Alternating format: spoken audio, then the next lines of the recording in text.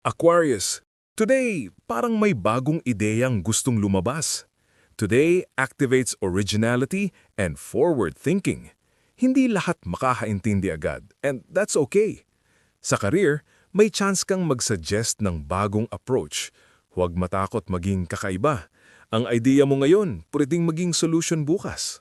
Sa love, Aquarius, mental connection ang priority. Kung single ka, may taong makakasabay sa isip mo. Kung may partner ka, magandang araw para pag-usapan ng future plans na unconventional pero exciting. Sa health, bantayan ng sleep pattern. Kapag kulang ang tulog, sabog ang focus. Emotionally, mas tanggap mo ang uniqueness mo.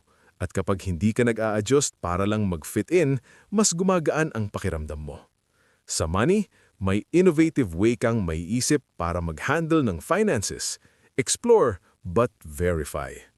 Compatible sign today, Libra.